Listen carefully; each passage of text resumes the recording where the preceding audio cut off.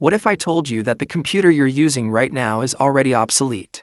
For years, we've heard the same promise from Apple. Your next computer is not a computer. But let's be honest, until now that was just marketing. The iPad Pro was a beast trapped in a cage.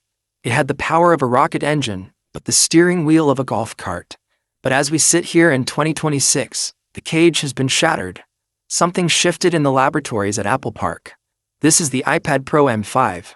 It is the first device in human history to cross the neural threshold. We are talking about a 2-nanometer architecture that shouldn't exist yet, a GPU that has been AI supercharged at the hardware level, and a display that is so bright it literally rivals the sun. This isn't just another tablet. This is Apple's Manhattan Project for personal computing. If you've been waiting for the moment when the iPad finally kills the MacBook, you're looking at it. Today we are tearing apart the M5.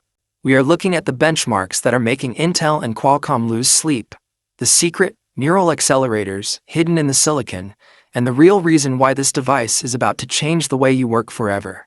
Don't move. Don't even blink. This is the full, unvarnished truth of the iPad Pro M5. Let's start with the heart of the beast, the M5 chip. In the United States, we are obsessed with power, but the M5 isn't just about faster. It's about smarter. For the first time, Apple has moved away from the traditional performance core design. In the internal documentation for the M5, these are now called super cores. We're looking at a 10-core CPU architecture, 4 super cores and 6 efficiency cores. But the real magic is the 2-nanometer process. By shrinking the transistors to this level, Apple has managed to pack 30 billion transistors into a space the size of a postage stamp. This results in a 20% jump in raw CPU speed over the M4, but a staggering 50% increase in energy efficiency. This is the first iPad Pro that can handle a full day of 8K video editing without the back of the device getting warm. If you're a creator in New York or a developer in Silicon Valley, this is the thermal headroom you've been dreaming of. But the CPU is only half the story. The M5's GPU is where the real war is being won. Each of the 10 GPU cores now contains a dedicated neural accelerator. This is a hardware-level shift designed for one thing: Apple Intelligence. In the past, AI tasks were handled by the neural engine alone. Now the GPU and the neural engine work in a tandem logic system. The result: AI performance that is 3.5 times faster than the M4.